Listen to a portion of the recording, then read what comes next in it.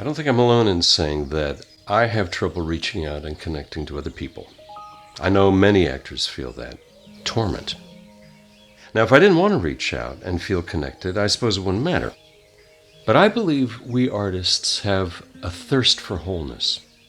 And for me, that thirst is quenched by connecting with another. But how to do it in a way that's real and honest and healthy. In this lesson of neuroacting, we're going to try powerful techniques from neuroscience to connect with both our scene partners and the people and other animals that we meet in our daily lives. Like every lesson, it's about better acting and better living.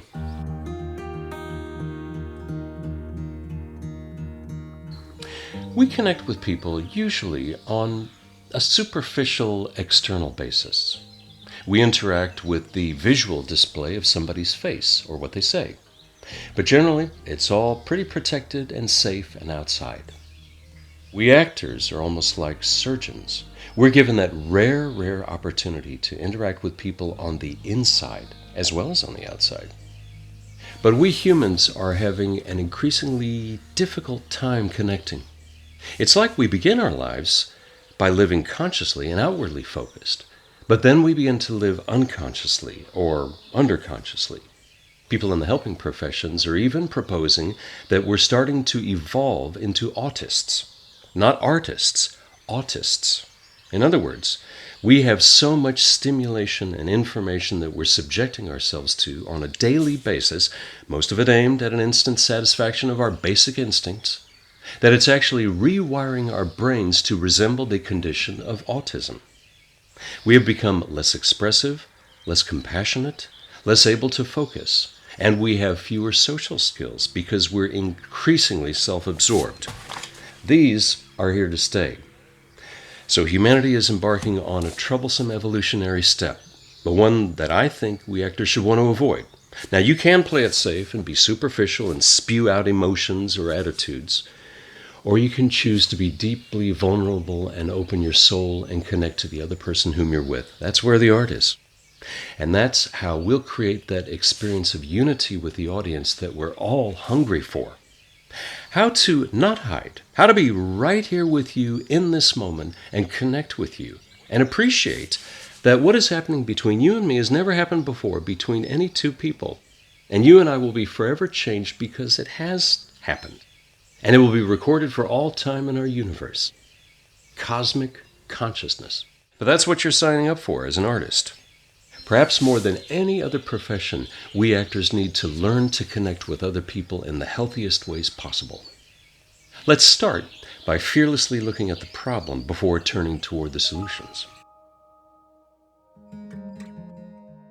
Ask yourself right now, what is the main thing that's blocking you from connecting with others, including your scene partner when you're acting? If I'm honest, it's fear. Fear that you're going to judge me, criticize me, or reject me. I used to get into a social situation like a party and meet someone new, and it seemed like I'd always clam up, couldn't talk. Why? Because I was afraid of you. And I'd start thinking about how clumsy, uninformed, and socially inept I am. I was like Cinderella at a party. At any moment, my alien horns would emerge and you would see me for what I am. And I would be afraid to take the risk of losing control. I might feel uncomfortable in this new relationship, and I might want to end it. But you're still there in front of me. Is it any wonder that this is not connecting with this? I'm not having a relationship with you. I'm having a relationship with the thoughts in my head. So again, back to the party. No wonder whenever you say something, I don't know what to say, because I'm more focused on my inadequacies than on what you're saying. So no wonder you move on, because you know I'm not focused on what you're saying. I'm focused on myself. Okay, I've become a bit better at social skills with age. I've learned to focus on you, compliment you, ask you questions, make a joke out of being an American in Yorkshire. But let's jump to acting.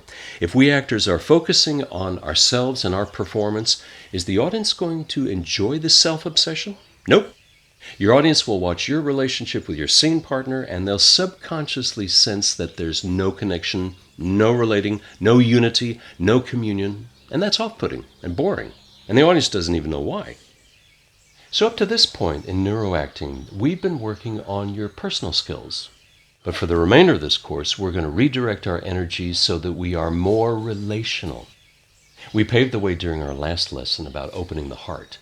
Now it's time to connect in a healthy way, which will bring you a lot more of what the world calls confidence. But before we learn the hows of connecting, let's look at the human experience with fresh eyes and return to that idea of subjective reality. The best actors with whom I've worked had this ability to open up their heart and be vulnerable and really, really connect. When I worked with them, the relationship was deeply intimate. You and I now have the power to do this, as we've learned that it's safe to be vulnerable, because we now know that everyone feels afraid and weak and full of doubt, just like us. Your best work lies ahead, more intimate than we would normally allow ourselves to be. We've already looked at the idea that what I perceive in reality is what I create in my mind. I'm going to step out on a limb now and say that I believe there is no separation at all between us, only the separation that I create. My personal proof? If I do something that enhances your well-being without expecting anything in return, I feel better about myself. I gave you a task earlier about doing something kind for somebody without expecting anything in return. When you did that, it wasn't a transaction. It wasn't, I'll do this for you, but you better do that for me. You just did something out of the kindness of your heart. You didn't get any reward from it, and yet you felt good as the result of that. Now, why would you feel good about that when it's not benefiting you? If I do something that supports your life, my life is supported in return.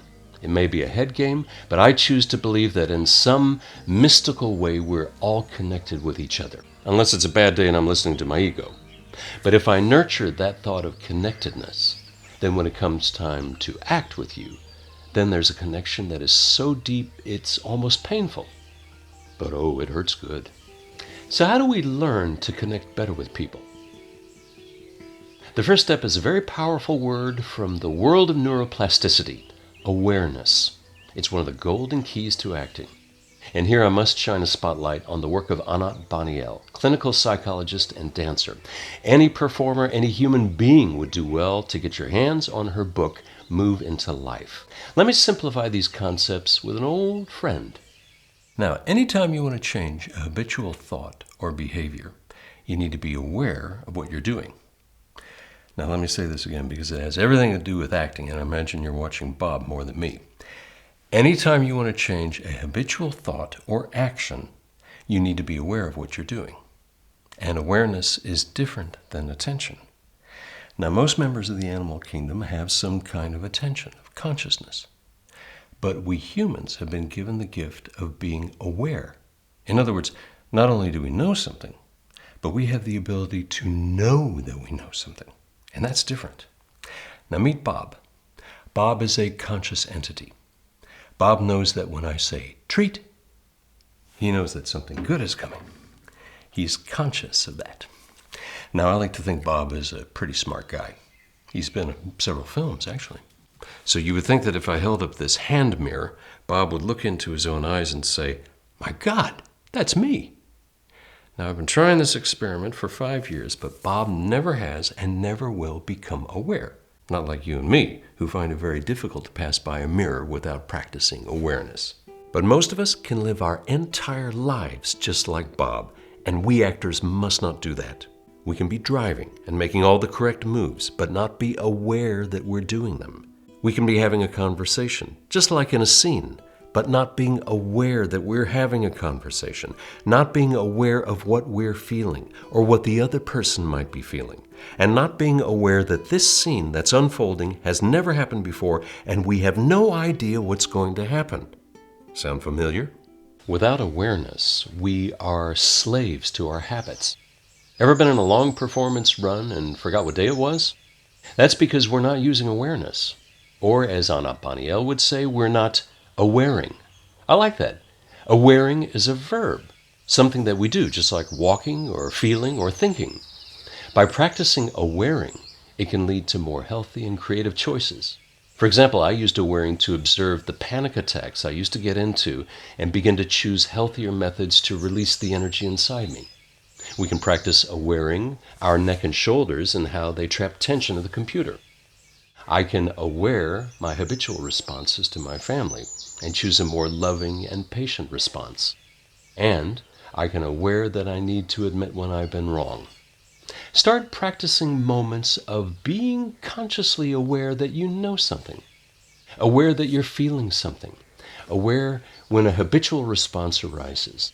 Just by being aware, we can create a larger variety of healthy behaviors and emotions. And if we remember the phrase, nerves that fire together wire together, once awareness is brought to our thoughts, our feelings, our actions in this way, it is impossible to go back to being unaware of that same thought, feeling, or action. And then we can choose a different action. As we'll see, awareness enables action. But that's our next lesson. Let's play the connecting game on a deeper level. We're going to do a 10-minute visualization exercise. With each lesson on this course, your ability to focus is becoming greater. So pause me, then take a moment to stand up and stretch, but then come right back.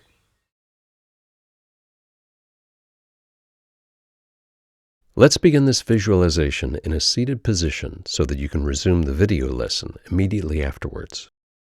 When you're seated, gently close your eyes. Arrange your body so that you will be as comfortable as possible, relaxed and yet alert for the next 10 minutes.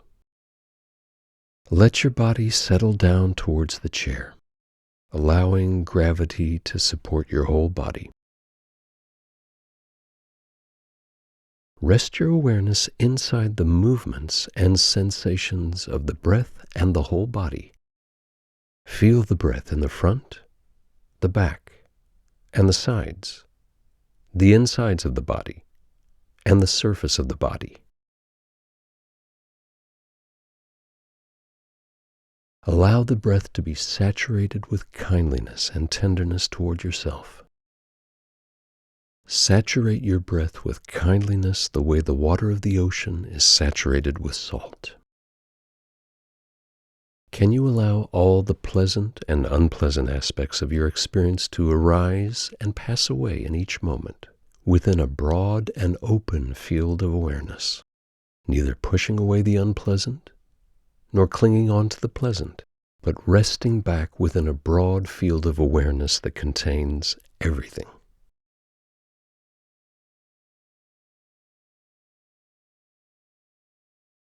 And now, bring to mind a friend, someone for whom you have feelings of liking or friendliness, a representative of all the people you like in your life.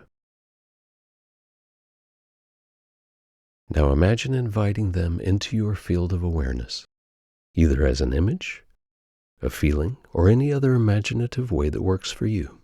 Stay grounded in your own experience and expand your awareness to include your friend.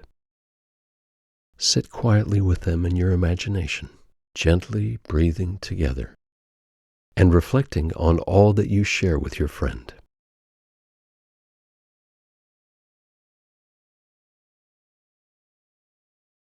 Although you look different and the details of your lives are different, you're both breathing in and out in exactly the same way.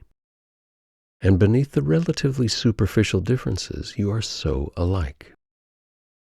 Just like you, your friend will have unpleasant experiences they tend to resist and push away or get overwhelmed by, and pleasant experiences they tend to cling on to in pretty much the same way you do.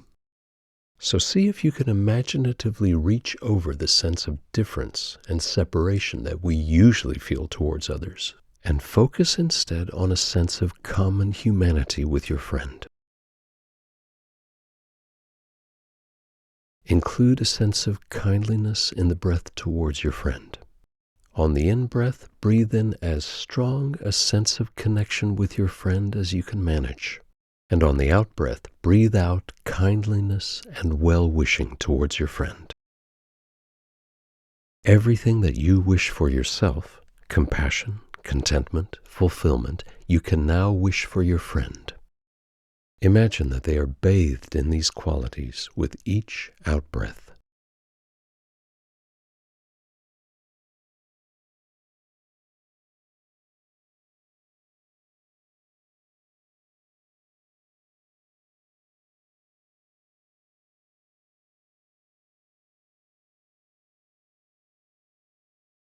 And now, broaden your awareness still further to include other people.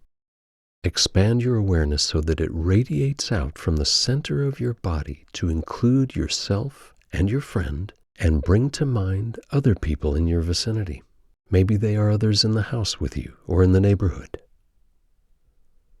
Bring these people to life in your imagination. Each one of them is a living, breathing human being just like yourself.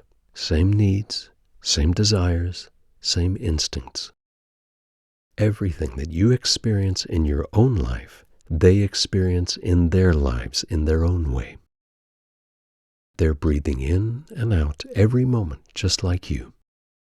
They have unpleasant experiences that they dislike and push away or get overwhelmed by just like you, and pleasant, enjoyable experiences that they can delight in, but so often destroy through grasping, just like you. Spend a few moments feeling a sense of commonality with all these other people.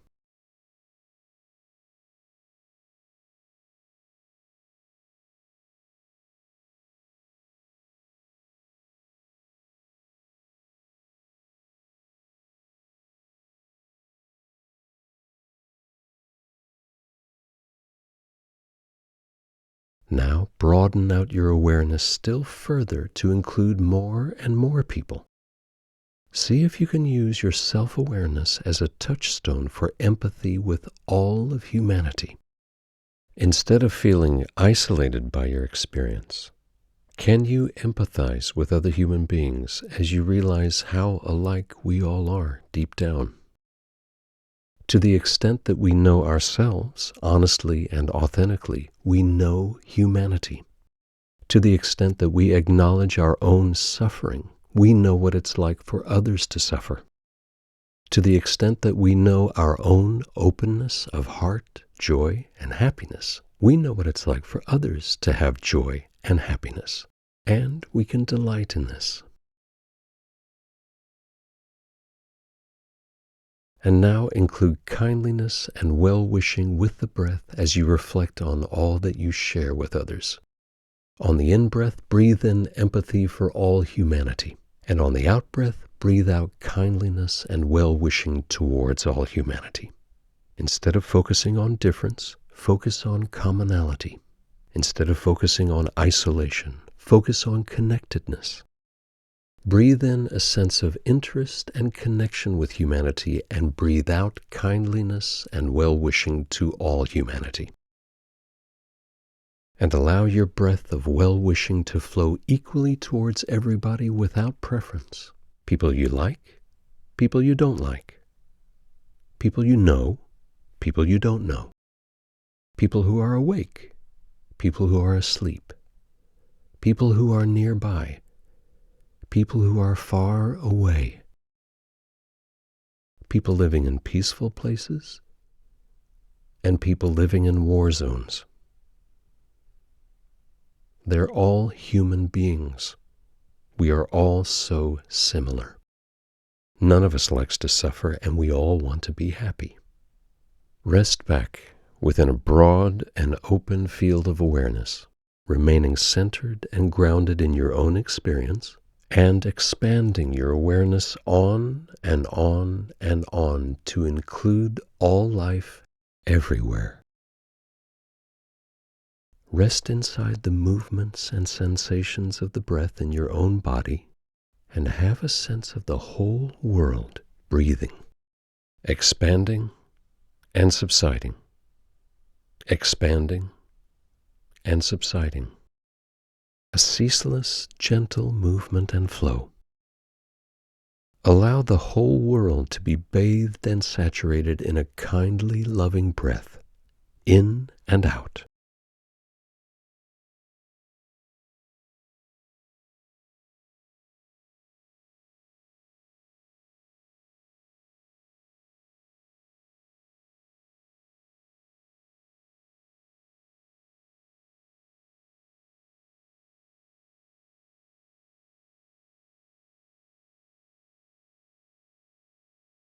Now, cherish this feeling of openness towards yourself and towards others with a softness in your body and the breath.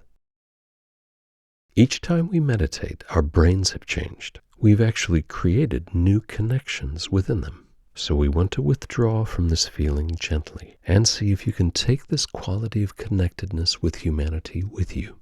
So let's now take this open heart that we've developed and put it into an imaginary situation.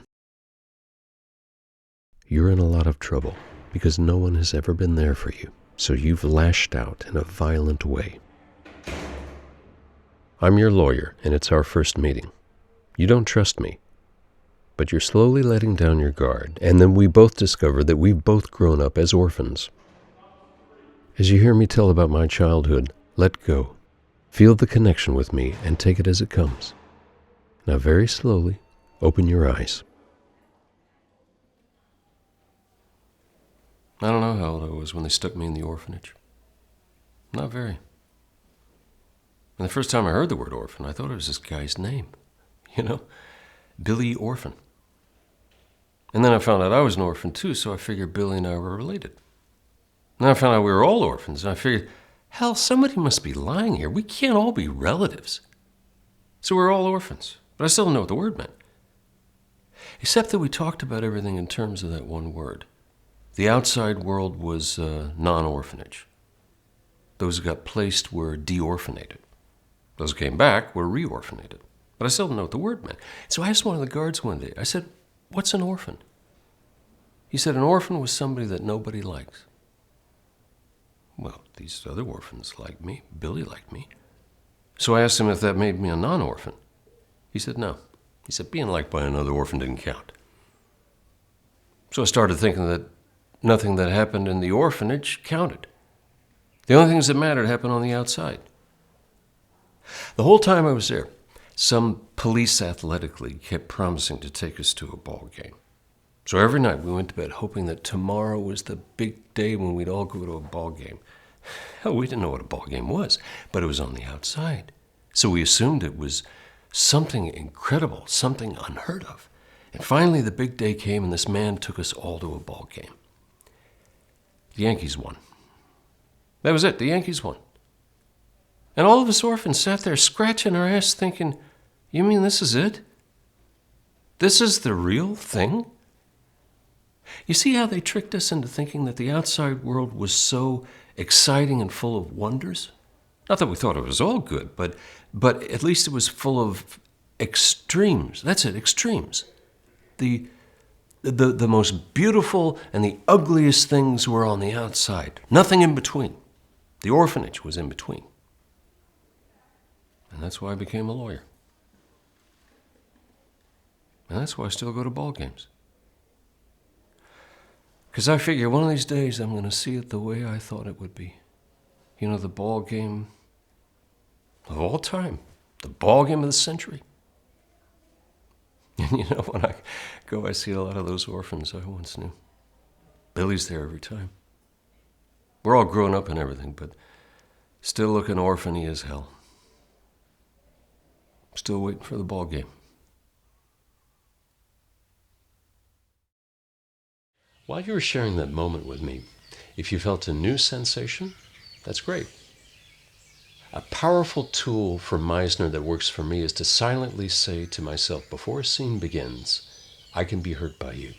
It never fails to open my heart and connect. It's a gradual process, opening the heart and connecting with another person on the kind of deep level that we need for acting.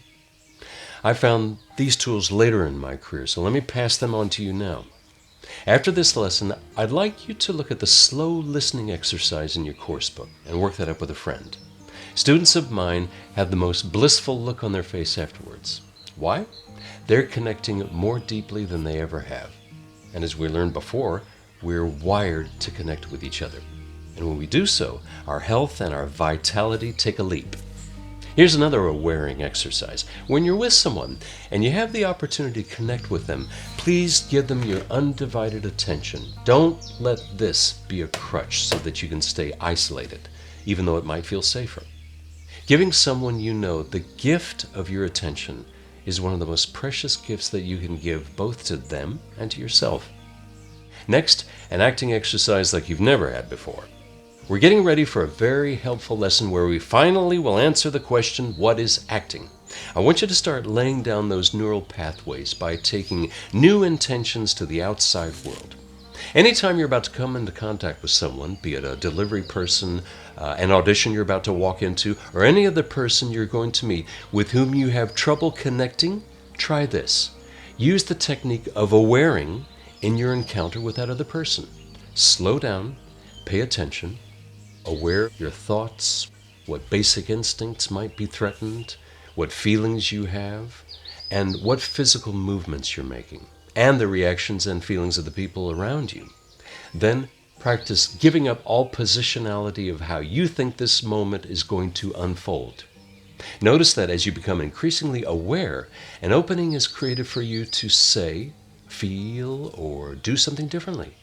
Then choose a different energy. If it's apprehension or competitiveness, choose love and tolerance and kindness for that other person. You don't have to say or do anything differently. Just focus on kindness. When I remember to practice this, the results are eerie and wonderful.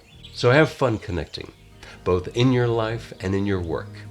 It takes courage, but the work of art that is our life will be so much more complete when we do.